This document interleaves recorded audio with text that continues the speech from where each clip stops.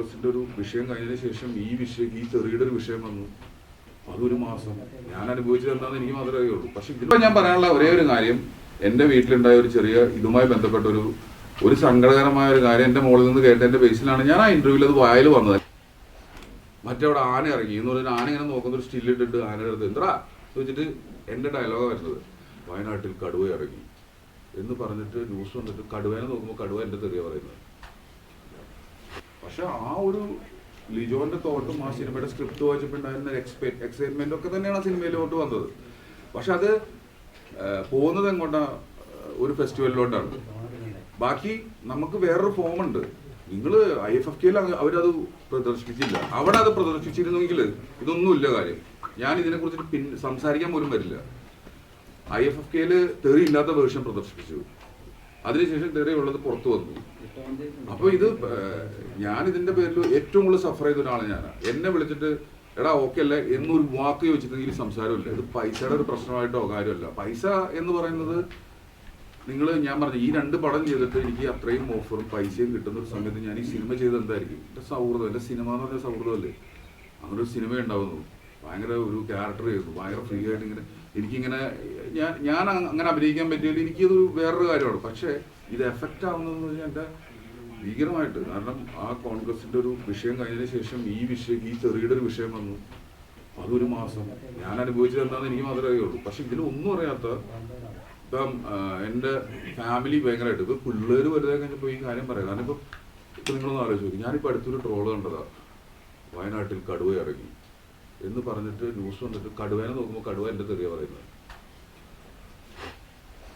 മറ്റവിടെ ആന ഇറങ്ങി എന്ന് പറഞ്ഞാൽ ആന ഇങ്ങനെ നോക്കുന്ന ഒരു സ്റ്റില്ലിട്ടിട്ട് ആനയുടെ അടുത്ത് എന്താ ചോദിച്ചിട്ട് എന്റെ ഡയലോഗ് വരുന്നത്. അതങ്ങനെ വന്നുകൊണ്ടിരിക്കും. പക്ഷെ ഇത് എന്നെ എഫക്ട് ചെയ്യുന്നതെന്ന് വെച്ച് കഴിഞ്ഞാൽ എനിക്കിത് കാണുന്നത് ഞാൻ വേറെ കാഴ്ചപ്പാടില്ല. ഇത് എന്റെ ഫാമിലിയെ എഫക്ട് ചെയ്ത് ട്രിഗർ ചെയ്തപ്പോൾ എന്റെ മോള് പറഞ്ഞപ്പോൾ എനിക്ക് എഫക്ട് ചെയ്തു. അത് ട്രിഗർ ചെയ്തതിന്റെ പിന്നാലെ ഈ ഒരു ഇന്റർവ്യൂ വന്നു കഴിഞ്ഞപ്പോൾ ഞാൻ അതിലിരുന്നിട്ട് അതങ്ങ് പറഞ്ഞു പോയി. ഞാനത് പറഞ്ഞു.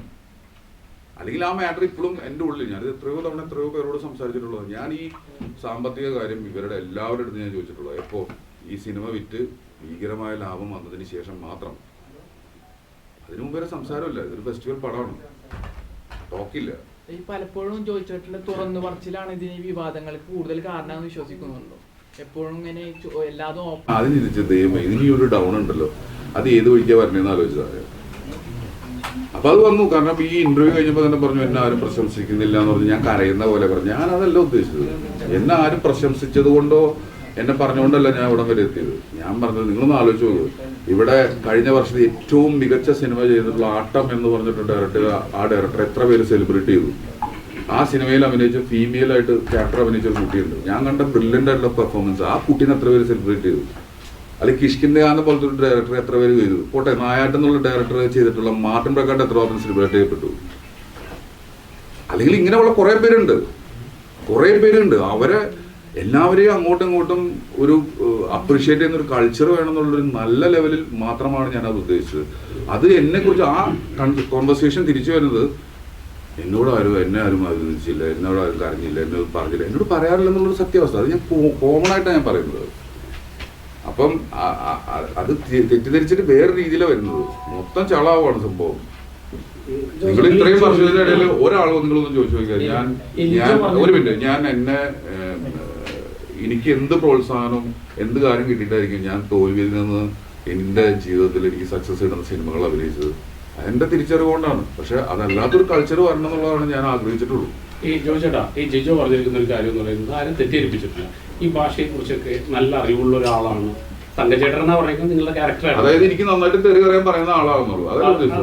തീർച്ചയായിട്ടും അത് ഞാൻ സമ്മതിക്കുന്നു. എനിക്ക് തെറി അറിയാൻ നിങ്ങൾക്ക് ആർക്കെങ്കിലും തെറി അറിയുണ്ടെങ്കിൽ ഒന്ന് പറയണം. അതിൽ ആർക്കെങ്കിലും അത് ചോദ്യത്തിന് ആവശ്യം തന്നെയില്ല. എനിക്ക് തെറി അറിയാവുന്ന ആരെങ്കിലും ഉണ്ടെന്നുണ്ടെങ്കിൽ പറഞ്ഞാൽ മതി എന്നത്. പക്ഷെ ഇതിൽ പറഞ്ഞിരിക്കുന്നത് ജോജുവിനെ ആരും തെറ്റിദ്ധരിപ്പിച്ചിട്ടില്ല എന്നാണ് പറയുന്നത്. ഈ ഭാഷയെ കുറിച്ച് നല്ല ബോധ്യമുണ്ട്. അല്ലെ അവര്, ഞാൻ പറയട്ടെ, ഇത് വളരെ ക്ലിയർ അല്ലേ. ആ തുണ്ടുപേപ്പർ അല്ലാതെ ഒരു എഗ്രിമെന്റ് ഉണ്ടാവില്ലേ ഈ സിനിമയിൽ ഇത്ര പൈസക്ക് അഭിനയിച്ചു. ആ എഗ്രിമെന്റിൽ അവർ പുറത്തു വിടേണ്ടത്.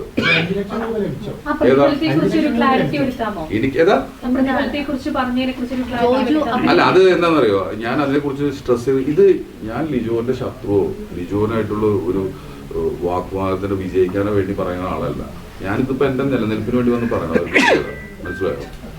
ഞാൻ ഇപ്പൊ ഞാനിപ്പോ അത് ലക്ഷങ്ങളുടെ കണക്കും കോടികളുടെ കണക്കും ഒന്നും അല്ല ഇവിടെ പറയേണ്ട ഒരു കാര്യമല്ല. കാരണം അത് പൊതുസമൂഹത്തിൽ വരുമ്പോൾ അത് വലിയൊരു സംസാരമാണ്. പൈസയുടെ ഒരു അളവ് 5 ലക്ഷം രൂപ എന്ന് പറയുന്ന ഒരു amount എനിക്ക് കിട്ടിയ എമൗണ്ടാണത്.